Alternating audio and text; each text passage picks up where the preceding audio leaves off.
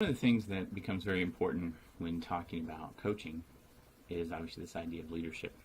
And what I want to do in this particular section is actually expand on how and why we have these commonsensical views of leadership. When we think about leadership, what is it? In common nomenclature and jargon here in basic society, you're dealing with problem solving, you're dealing with how to motivate athletes or employees. A lot of these processes are universal and extend beyond the realm of sports, which is why within the world of business now you have what are called corporate coaches. And oftentimes these large businesses bring in coaches to either serve as motivational speakers or sometimes even act as consultants. And so we kind of want to take that sort of recent phenomena and how it's kind of associated with teaching and learning and problem solving, all these different things, and talk a little bit more about it. Well, to do that, the first thing you have to do is we have to develop a clear understanding of what constitutes leadership. There's a definition there. There are many different definitions out there, but what's really important is that we're all on the same page and we all start looking at these definitions and how they work together. The thing that's interesting about the concept, if you will, and not even the definition, but the concept of leadership, that's why I have this, when you have the ancient Greek kind of verb and the root of the word, it's talking about not just acting, but it's also about finishing. And so when we think about leadership, it's about moving individuals, in the attainment process of some sort of goal. Now, what is that going to be? What is that going to do? That just really, really depends. And so how do we go about doing that? Oftentimes we think of leadership as this unilateral thing. It's on a track, like a train track, right? You start at point A and you get everyone on board and you move them to point B and everyone's happy. And that's a very simple way of looking at it. However, what coaching has taught us is that leadership is really this sort of cyclical thing. And when you're dealing with the cyclical aspect of leadership, now you're starting to talk about not just the leader, what they do, how they say what they're going to do, that type of thing, but you're also talking about other constituent groups, participants, athletes, the community in which these sports teams are embedded. Well, implicit in that discussion in and of itself is you have this whole notion of goals. And goals oftentimes come from communities. They come from society. They come from culture. And so when you start thinking about something like how to provide criticism for an individual, there's these 6-step processes for how to distribute constructive criticism. And truthfully, one is understanding who you're talking to and trying to buffer criticism with the expectations that in common society or in sports, you're not trying to hurt someone. You're not trying to make them feel stupid. And so that directly comes from the top of that figure there when you're talking about the social and the community goals with regards to something like sport. And so the leaders within sport, oftentimes especially the coach, now keep in mind that we know that a leader and a coach, aren't always the same person all the time. If you're talking about players, maybe veteran players that take a leadership role in the locker room or that type of thing. And that's all very, very important. What we want to try to do, though, is bridge this concept of leadership with something a little bit more specific. What I mean by specific is, oftentimes within the world of coaching, when we talk about leadership, kind of from dealing with things in your gut. Your gut tells you to do this and that, and that's important to go with your instincts, and your instincts are going to be influenced by the values that you have as an individual growing up in a family, in a culture, in a community, and implicitly the society is going to influence how you set goals and what values are important to you. We've talked about that. But what I really like is that research from sport management in particular has really looked at, beginning in the mid-1980s, with leadership, and what we find is that leadership is a process. It's a distinct process. It's part of something else. It's part of a larger process of evaluation, and that takes place within an organization or the process of organizing individuals to attain some sort of goal. And so setting out an explicit plan and a detail orientation towards moving people towards successful goal attainment, and then evaluating whether that worked or maybe it didn't work, and how to go about tweaking things. Let's say you're in a game as a coach, and your normal offensive scheme is not working. So what do? We know you make adjustments. Well, that's part of evaluation, and that's what I really like with regards to talking about leadership in coaching is because coaching helps to normalize, if you will, this very, very abstract process of understanding leadership. Central to leadership and coaching is the concept of power. And look at the definition there. It has to do with influencing others. All right? And oftentimes, a true indication of power is that you're able to get people to do things that they may not ordinarily do. And now, it doesn't mean that it's a negative thing and that you're abusing power, but that dynamic of power is going to be very important, especially for those that want to be successful and effective leaders. Well, again, what we find is that power is not this universal, unilateral, monolithic idea. There are different types of power, just like there's different forms of leadership, or just like there's different forms of ways to be successful in coaching. Power is no different. So Bartol and Martin were trying to kind of sort out and understand all these different sources of power. And so one of the things, and they have all of these different sources, and one was legitimate power, which is, okay, you have power by virtue of the fact that you are the head coach. You've been hired by, for example, an athletic director, and the power that you have emanates from the role that you have in that organization. Okay? That's important. Now, it's not the only form of power, but it is one important one. Another one is reward power. And so having the opportunity, the authority to reward or punish people, which is what coercive power is, these two things are going to go together. And oftentimes reward and coercive power are byproducts of legitimate power. So athletic director hires you as a coach. You have the ability to reward your athletes. You have the ability to punish your athletes. So you, in that one position, are exhibiting different forms of power. Now we start getting into some things that are a little bit more difficult. The expert power is the person that has, obviously, expertise, and they may not have the legitimate power in that situation, but because they are the expert, others are going to defer to them. Okay, what does that mean? So let's say you're in on the sidelines, you're coaching basketball, you're a head coach, but you're more offensive-minded. And so you're trying to make adjustments on the fly in the midst of a game, and you have an assistant coach who is your defensive coordinator, essentially. Okay, perhaps that individual in that moment, in that timeout, has the expertise, so therefore everyone kind of defers to them and listens. Even though if you look at the legitimate power, maybe they're only second or third in charge, but in that moment, because of the information and the expertise that they have, they are the person that has power. And that's something that's very important because power is a situational thing, right? It changes and it varies constantly based upon where you are and what you're doing at that moment. The expert in the information power, another kind of non-sport example is if I have computer problems, which I always do, it seems like, mostly because I'm an idiot and don't know how to use computers apparently. But, I call up someone and so there's this, 22-year-old kid over there who's making $8 an hour, but in that moment, I need their help and their expertise, so they're in charge. I am deferring to them, and that deference is based on this idea of power. Finally, referent power. This deals with the old-fashioned idea of kind of charisma, these personal characteristics that really kind of draw people in, be it charisma, be it how you go about talking to people. Referent power is going to be important with something like recruiting, for example. And there's tons and tons of political science, psychology research that shows that leaders, especially political leaders, for decades and decades and decades, oftentimes were attractive. They were sort of the alpha males primarily because, again, going back decades and decades, women lots of times didn't have access to those power structures. Well, those are examples of referent power. Now, referent power changes based upon the year, the time, the decade, the situation, okay? Because what appeals to someone today may not appeal in terms of a personal characteristic to someone 10 years down the line. And this also, referent power also gets into something when you're talking about sexual orientation, for example. And so maybe you have a homosexual coach or authority figure or something like that. That personal characteristic may appeal or not appeal to players or the athletic department or individuals in a community. And so that's just another layer of looking at and understanding that power changes all the time based upon the situation.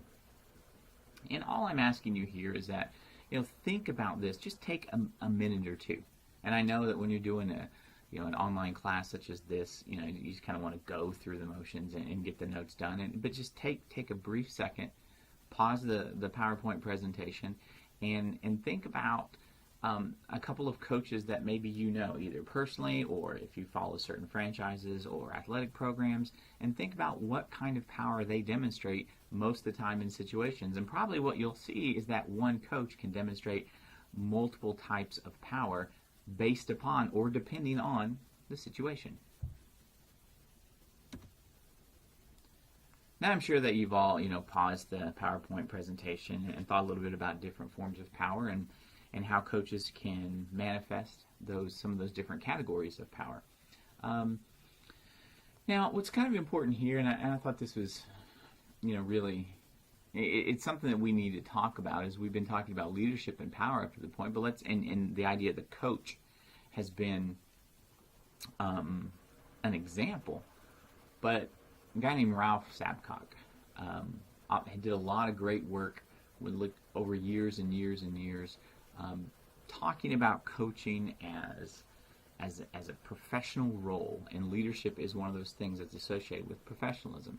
And he provides or outlines these different ideas, or this is sort of his manifesto, if you will, in terms of what it takes to be successful leadership. One, obviously, and you all can read, and so I'm not going to go through these things blow by blow by blow, but the whole idea of being tough, and that being tough is not just an external thing. It's not just being physically tough. It's being mentally and spiritually and morally whole and psychologically tough, being able to face adversity and realize that the way that I'm able to really demonstrate successful leadership is, number two, not just staying in one place, but going out and getting to know people within your organization. And that's important too if you're talking about something like football, which has so many coaches and so many athletic trainers and coordinators and players. And oftentimes if you talk about the highest level of NCAA football, oftentimes people look at those head coaches as CEOs. Well, what CEOs have to do as well is go out and get to know the people of the organization. And this whole idea of being proactive, and that's what number 3 is talking about, is being proactive and trying to think through processes and identify where negative things could happen down the line. And when you talk about Joe Paterno and everything that happened at Penn State with the scandal, Sabcock has this great line of being a fire preventer and not a firefighter, because once the fire already starts, then you're in crisis communication and reaction mode, and that's no good. And one of the things that, when you look at the criticism of the late Joe Paterno with the Sandusky, sexual abuse scandal at Penn State, is that they knew about a lot of these things going back and back and back, years and years, and instead of trying to be proactive, it was at that moment, as it goes, that he decided that he was going to just move it up the food chain. And that's fine, but people were, and that's understandable, but because of the heinous nature of the allegations, people were looking for more leadership. People were looking for this very important person to take a stand and proactively try to develop and understand that this is a very, very important thing. Number 4 is clarify the important things in your organization. Draw a line in the sand, define those parameters, but as you're defining those parameters, be sensitive to those that are around you. Think about what it is that they do, and think about how they react to certain situations. That goes back to knowing your people and realizing that you can't take your people, the resources that you have, any of that stuff for granted. Now, not taking something for granted doesn't mean that you have to be a doormat, all right, and just overlook everything. You have to say, okay, this is a productive organization. This is how we're going to run practice. And if even the assistant coaches or the players, if people are not living up to that, then they need to be sanctioned. That behavior does need to be sanctioned. And if someone gives an excuse, that's fine. But if you keep allowing excuses to develop within the organization, then what that does, that sets a bad precedent, and that starts to erode the whole idea of power for that individual. And that goes back to those different sources of power, and then look at earlier in this list. Number 9, do not procrastinate. That's tough. As many of you all probably know, it's something that you're having to deal with right now with an online class, is that tough things need to be done. And how do you go about doing that? Well, you kind of the whole military strategy of observe, orient, decide, and act, right? Well, that's easier said than done. And by procrastinating, overlooking, putting off those very, very important decisions, that sets you as a head coach or as a leader and your organization up for failure. Number 10 is just recognize what people do.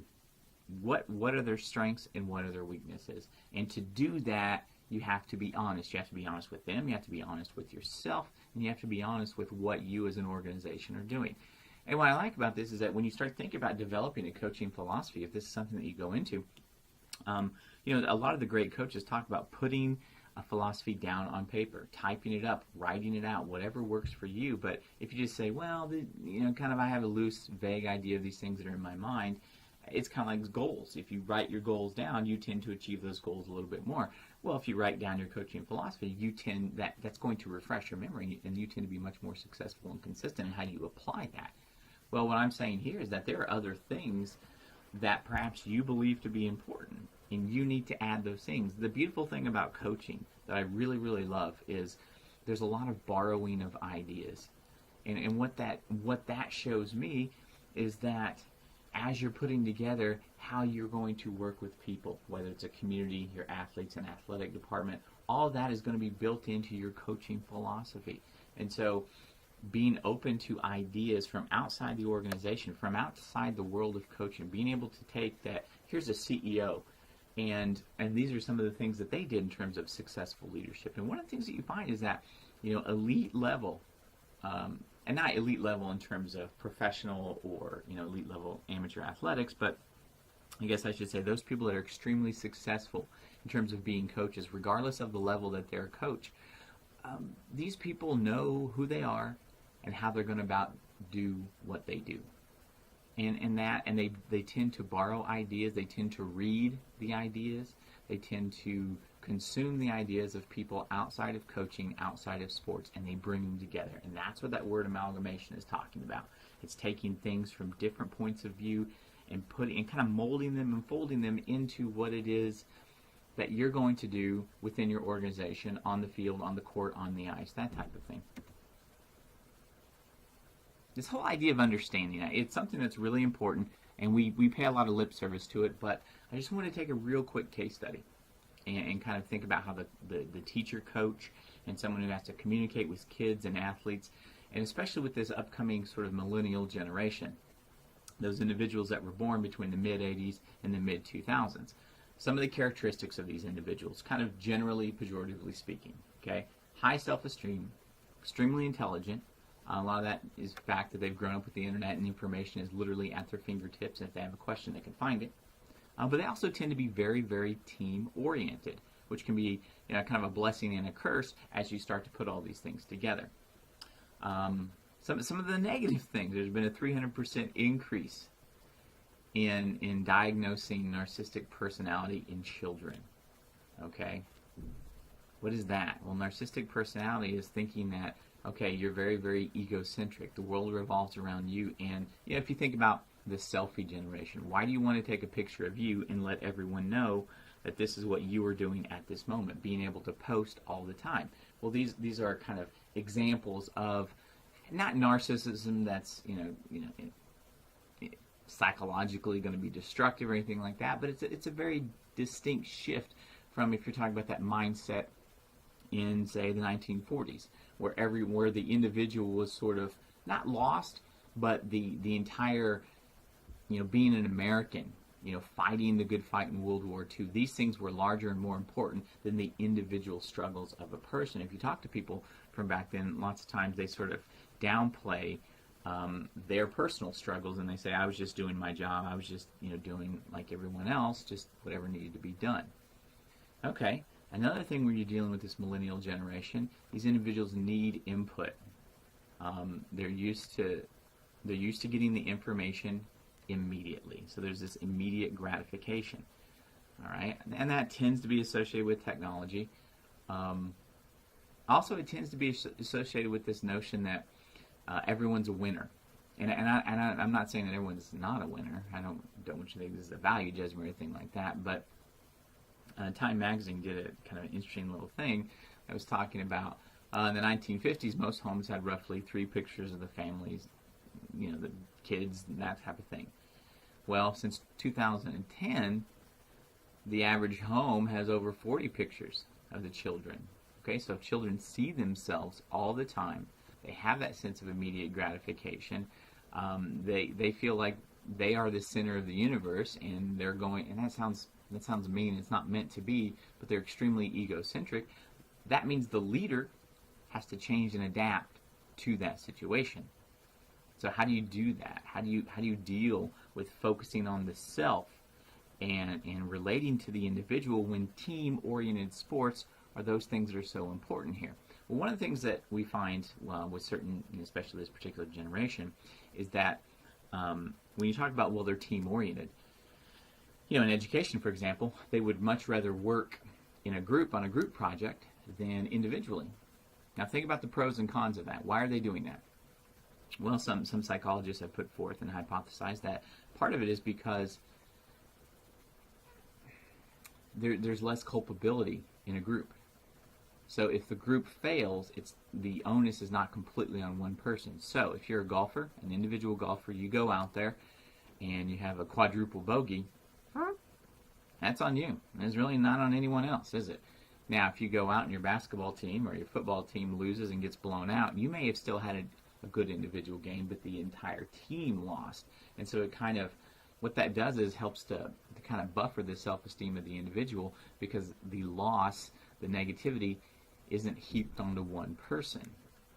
Well, okay, that becomes something difficult then, because if you have a loss in a team-oriented sport, how do you then motivate the entire collectivity without alienating the individual? That is what a coach needs to do. The reason that the coaching has changed from the 1950s and the 1960s is because, especially here in the United States, U.S. society has changed. And so the people are changing, so you have to have an understanding and realize how your coaching philosophy, it needs to be broad and value-based, because the skills that you're going to use on a day-to-day basis or from year to year or from decade to decade are probably going to change. But the values need to be the things that are important. So, here's just some ideas, some things especially that work a little bit more on the youth level in terms of addressing some of these dynamics. And this has kind of been associated with the call for sport to sort of reemerge as one of those institutions that can teach things. And so what it's going to teach is communication, kind of a reaffirmation of relationship with authority figures. And exposing individuals to competition is going to be very important, because adult life, American society, this sort of pseudo-capitalistic market-based economy that we have, is extremely competitive. And so they need to understand how these things work. And this is kind of a nice arena where you can go about doing that. Also, with the obesity rates, it's always nice to teach physical fitness and try to incorporate these dynamics into early on in the life course of the individual. Now, teaching fun, this is one of those things that it's just, it sounds kind of corny, but it's something that's extremely important, because if you're able to teach something positive in terms of fun and enjoyment, then that's going to make the physical fitness aspect most likely seem a little bit more enjoyable. So team sports can actually positively impact and influence life course, physical activity participation. So the importance of coaches. Now, there are a variety of different coaches. Remember, coaching is not something that occurs simply within the realm of sports. If you look at the millennial generation, they've been coached their entire life in a variety of different aspects, in a variety of different institutions and activities. People, again, are calling for youth sport coaches to kind of reintegrate values outside of the classroom, outside of the family unit. This is another institution that can have a positive impact on individuals. And then we do know that, the Josephson Institute for Ethics, the coaches do teach athletes and really ingrain off-field behaviors for them. And when you start thinking about the importance of the coach for a lot of individuals, especially young athletes, but even as they grow older, a lot of these individuals see the coach as someone who's extremely important in their life. And why are they so important? Because of the impact that they have, right? The impact, what we're hoping is a positive impact, right? You're going to teach confidence. Now we know that confidence, self-determination, self-esteem is a little bit different. Being confident in an activity and global self-esteem, which is your overall view of yourself, are different. Self-efficacy is the belief that you can successfully complete a task or something like that. Autonomy is a sense that you can do something on your own. And so, coaches, especially in team-oriented sports, this is kind of interesting, is that within the realm of a group, you're teaching individual and collective autonomy. You're showing that you as an individual can work on your own and accomplish something, but also you as an individual can work and be a part of a team, which is going to be something that, most athletes, especially at the youth level, don't go on to be college athletes or professional athletes. So if they can learn some of these universal skills, autonomy, things like that, then they're better prepared for life outside the realm of sport.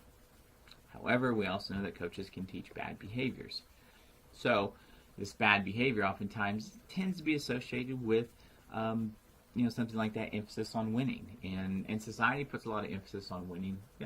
I'm from Texas, and so the high school football coach in Texas, oftentimes maybe that individual in the small towns may be a teacher as well, but they're paid primarily to be a coach. We know that.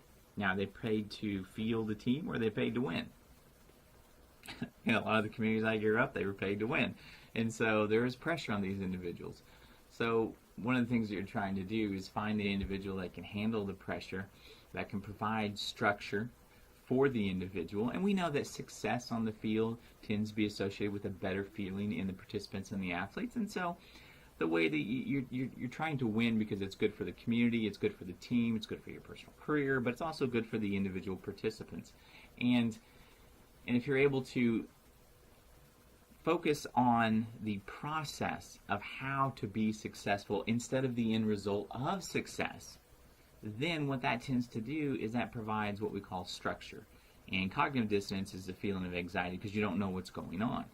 Okay, and so if you show people how to do things, if you say, Mark, you need to learn how to dribble with your left hand. My dominant hand is my right hand. Okay, if you say, look, by the end of the week, you need to be good with your left hand. But that's the end result. But you don't show me how to do it or provide strategies or anything like that. Then in that immediate moment, I could be experiencing cognitive dissonance where I don't know what to do. I'm confused. So the onus is on me to go out and find the teacher. Maybe it's information from the internet or something like that, and then learn that information myself. And for a lot of people, the coach is supposed to be the teacher and sort of facilitate that process. That process of the how provides the structure to avoid the cognitive dissonance for the individual. And in doing so, that how, people understand it, they kind of embed it into what they do within the realm of sports, and so you have a greater chance of being successful down the line.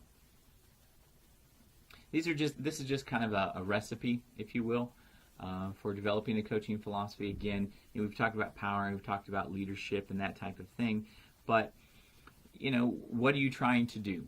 What kind of coach, what kind of person and coach do you want to be? These are some things to think about. And everything, speaking with coaches for, well over a decade now and working with them and, trying to get their ideas on things, those, again, that are successful and however you want to define success, but oftentimes in terms of working with the athletes for years and years, being successful on the field, on the track, on the court, on the asphalt, those types of things are important as well. But also, at the end of the day, feeling comfortable with what they've done and how they've done what they've done. The individuals that do that are the ones that have these explicit coaching philosophies. So these are some things that if you do those, then they help you manage stress, or they help you to be more organized, and they also provide kind of a moral compass when things get bad. And that's going to be very, very important when you have allegations of abuse or anything like that, or maybe you're trying to do things the right way, but another coach in your organization gets in trouble. Okay, well, how do you differentiate yourself? How do you show everyone that one bad egg, is not every coach. And that's something that's important too, because when we hear about coaches, we hear a lot about the cheating, we hear about a lot of the bad things, but there are also literally millions of individuals that have coached, are coaching, or will coach that will not get in trouble and will do some wonderful things with athletes in terms of developing self-esteem, self-confidence, maybe even developing certain skills within a particular sport, and then that has a positive impact on families and a positive impact on communities. And if you start impacting communities for decades and decades, then you start looking at, this is someone who's been extremely successful. And that, ultimately, leadership is about helping people achieve goals. And that's what you're trying to do. Coaches are recognized leaders. Why? Well, sport's very high profile. The coach is oftentimes the face of the franchise or the face of the athletic department, those types of things. And as a result, they are put in a high profile position. How do you deal with that? One way of honestly dealing with that is to constantly educate yourself and be self-reflexive. Self-reflexive is what the coaching philosophy is about. Thinking about who you are, what you want to be, and like Sabcock was talking about, be honest. Are you where you want to be? If not, okay. This doesn't mean you're a failure. It means that, as with anything else, you're in a constant state of development and evolution. And those that feel that they've achieved that, those are the ones that tend to rest on their laurels and sometimes can be unsuccessful or have problems. So as we start moving on and talking about developing the individual mentally, psychologically, spiritually, physically as well, just this holistic development, the coach needs to realize that they are a part of that process. And that's what we'll be talking about next.